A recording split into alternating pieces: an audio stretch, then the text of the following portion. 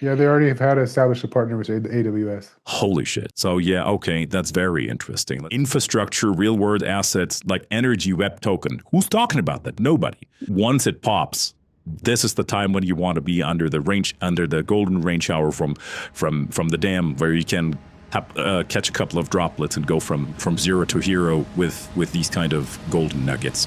I like this one very much.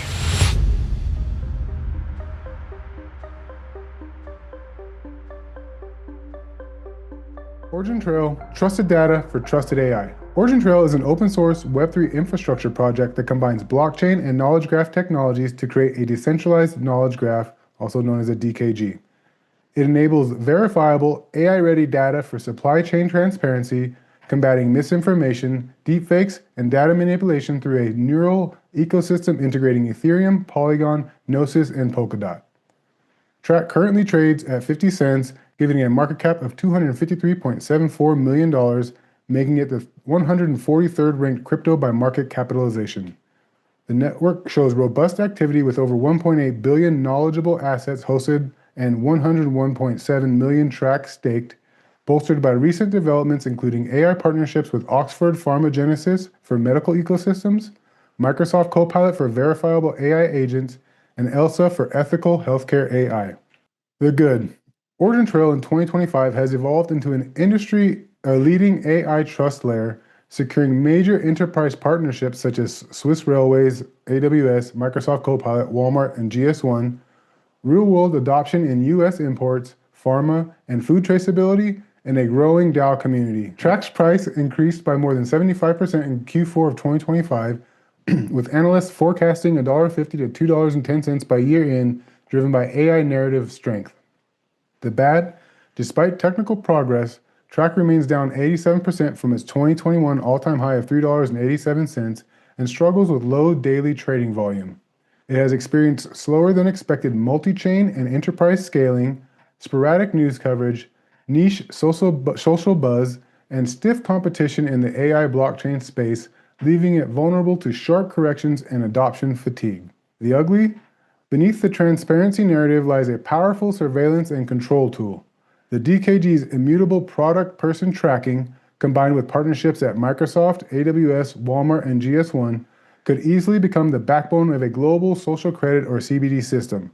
Critics argue that this could transform the supply chain tool into a perfect infrastructure for economic control and a permissioned AI-governed society. Critical perspective.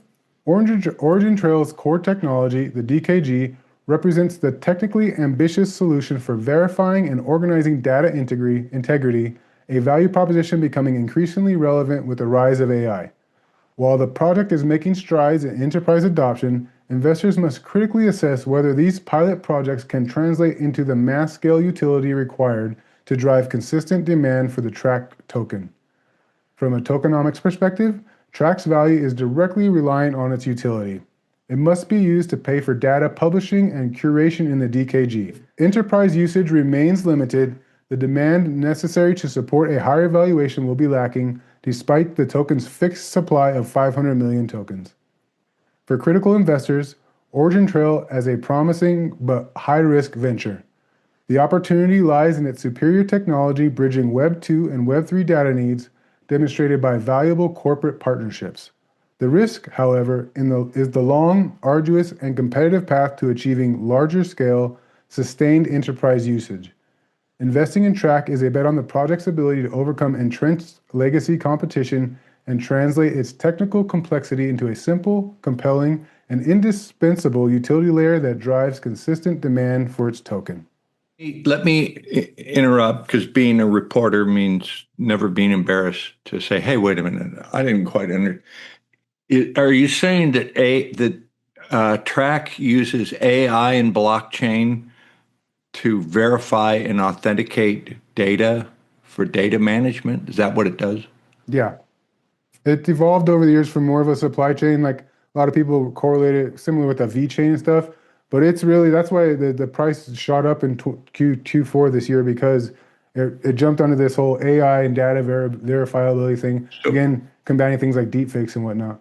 So you've got data that you want to verify the source of it and that it's real and authenticated. and it uses blockchain to as the validation, and then AI to manage the data. Yeah, and this goes into healthcare and lots of different other aspects that are lots of broad sectors that it can This cover. this makes sense to me. 5 years ago, it wouldn't have made sense to me, but I can. The light goes on now. All right. So let me hold a flashlight into that kind of a silo here.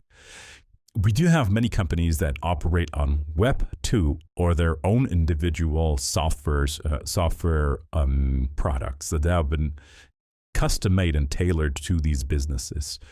The past big business in IT was tailoring software solutions like a glove for certain businesses. Yes, you do have modules that are standard modules. You have let's look at SAP. SAP is one of the big businesses that tailored software for all kinds of Fortune 500 businesses. But the tailoring required solution and interfaces, APIs, where you're connecting to older systems and legacy systems, and how in the past you were sucking in the old legacy system that were programmed in the 90s or in the 80s on other program languages into the SAP system world. Now we're at the cusp of bringing data onto the blockchain. So a new kind of bridge between the current legacy systems that have been established, like with SAP or Microsoft or Oracle, any kind of database that's run out there in businesses now needs to interface for validation, for being on the Internet of Things. And it's a big problem. So how do you validate something that you're taking out of a database from business A as historical data, and how do you connect it to something that is artificial intelligence driven? How do you cross that over? So the crossing over to these new systems requires validation. It requires connection from Web 2 or standalone software solutions that run on servers, where you create the authentication of data, the validation and authentication of data to put into an AI, and that the AI says, okay, this data comes from this database. The data set is there, has been collected since 1992 going forward with all our customers and their life cycles. And so you need to have something that is a trusted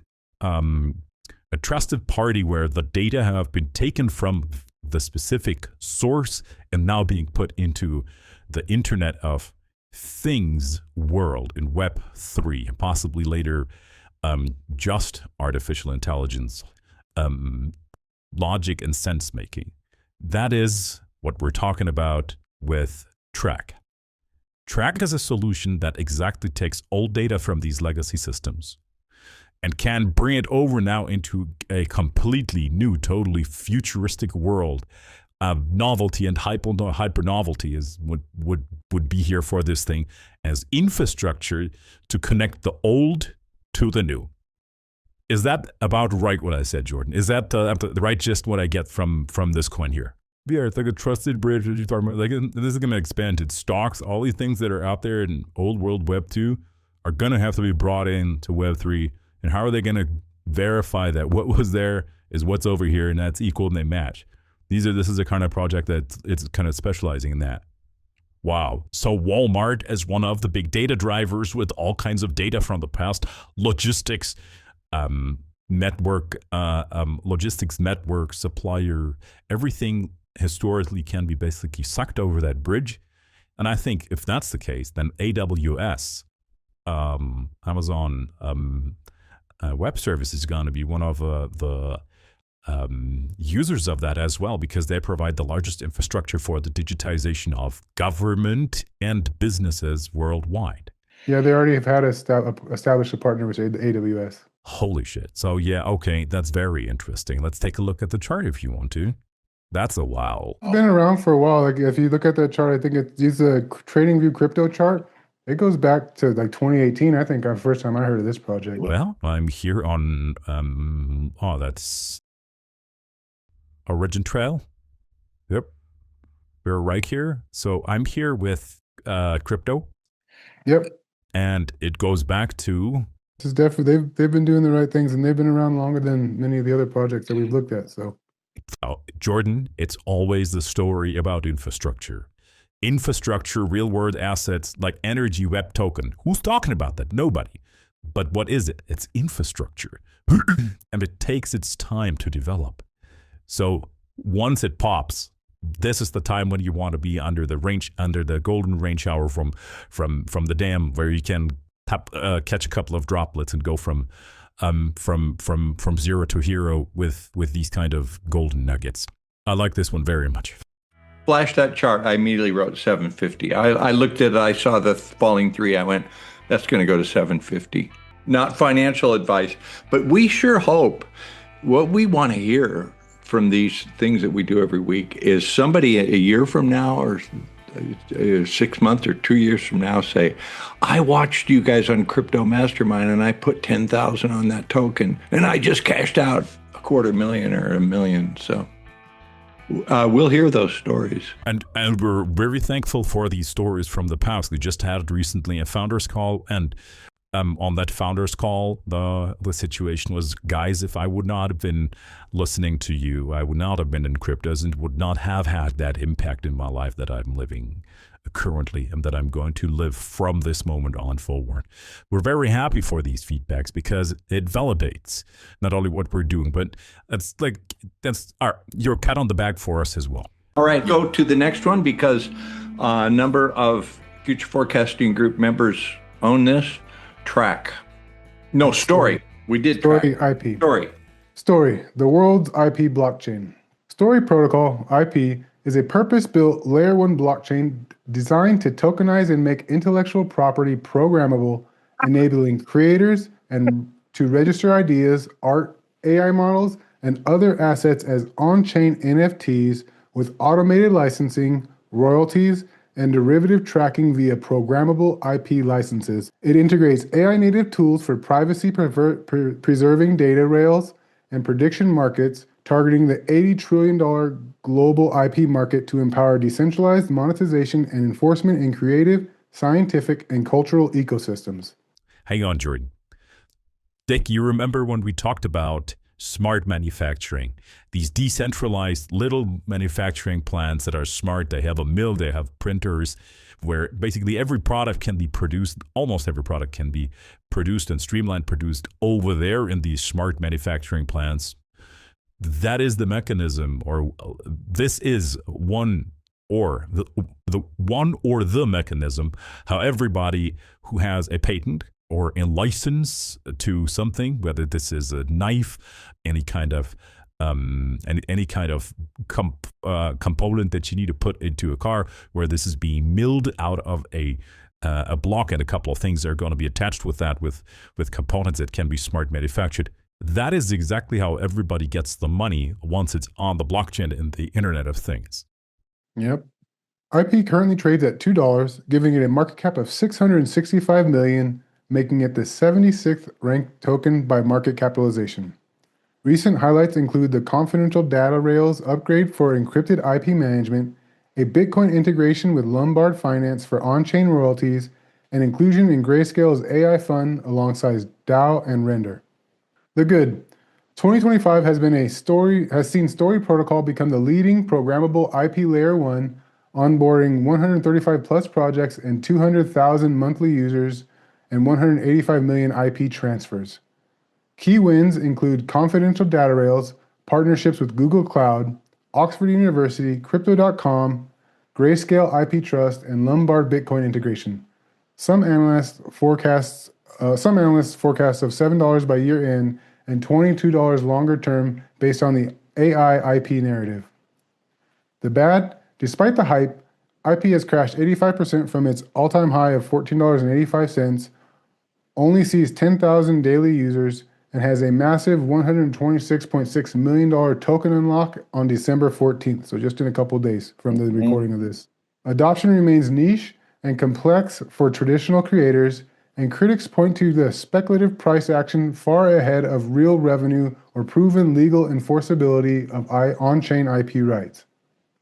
The ugly, Story's programmable IP rails, combined with biometric World ID verification, encrypted data vaults, and partnerships with Google Cloud and Oxford, quietly build the perfect infrastructure for total creative surveillance.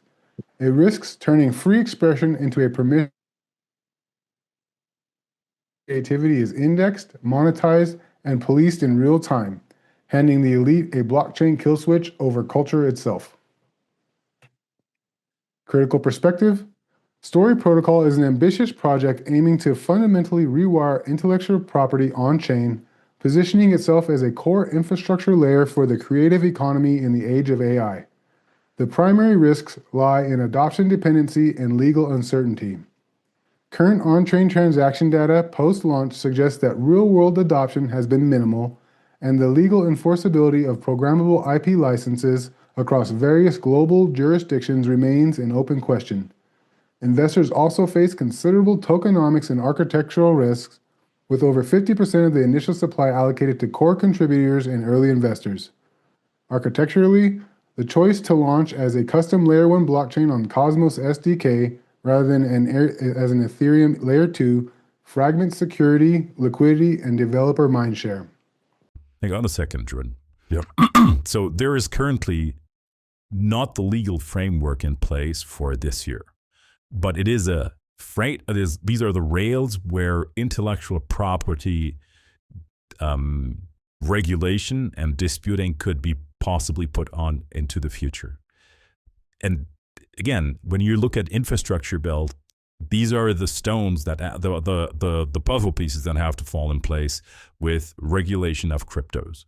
So my question, what I would observe here with Story/IP, it is due to the crypto regulations that we now had currently in the United States and in Europe and other jurisdictions, how is this going to change with intellectual property? Because at the end of the day, how do you want to enforce intellectual property? How do you want to create a system, an approach on how to identify whether what you created is protectable? I bet you that artificial intelligence will enhance this process pretty much, and that we are at the beginning. If this is infrastructure, if this is going to be successful, we're still at the beginning of that. So speculative as an investment, looking at the chart is one thing, but that is like this. You can be a maverick. It can be a maverick because if it's going to be that what it's intended to be, and you already are in there now, I don't think that you're going to lose money on this. But careful. This, again, needs to be something that where you're going in and you know, I can lose everything here. So this is highly speculative for becoming the IP, the intellectual property, one of the IP rails of the future. And you can be part of that, but be aware, it's risky. Go ahead. For critical investors, Story Protocol is a high-risk, high-reward bet on the complete transformation of the global IP market. The protocol's ability to automate royalties and track derivative works is technically sound, but the investment thesis must assume mass adoption by non-crypto native creators and institutional entities. The project's current valuation rests more on its substantial financing and visionary roadmap than on confirmed, large-scale utility driving sustained demand for the IP token. And it did have significant backing from several high-name VCs. So yeah, there's some people that are betting the future of IP, yeah. Of course, the greatest problem with intellectual property worldwide is that if you create a product in the United States or in Europe, and you start selling it and you created your business plan on the success of a product or a product line, once you reach €1 million or $1 million revenue, you pop up on the screen of Chinese copycats, or India copycats, or copycats from wherever on the planet. Turkey is a very great copycat place too. Now, once you reach the threshold of 5 million, that's then where they go really active, because if you're revenuing 5 million, it really makes sense with an investment of somebody of, let's say, $200,000 to capture a constant revenue for the next coming years for 5 million plus, then growing. This is how copycats work. And we have no systematic no system in place that looks at protecting international property, for regulating and getting, at least if they copy it, that you have some kind of penalty share or whatever there is, that you get the money for this. Most business owners, most creative people in Europe and in the United States fail with their inventions because there's somebody from some kind of country that is that can produce it for a fraction, and that just doesn't give a shit about intellectual property. They make the money, and after a very short period of time, you are squeezed out of the market, and that broke the neck of so many entrepreneurs and creative people. That would be a real good solution for that. Okay, I need to switch over to what you want me to see. All right, so first glance, first look, yes, it's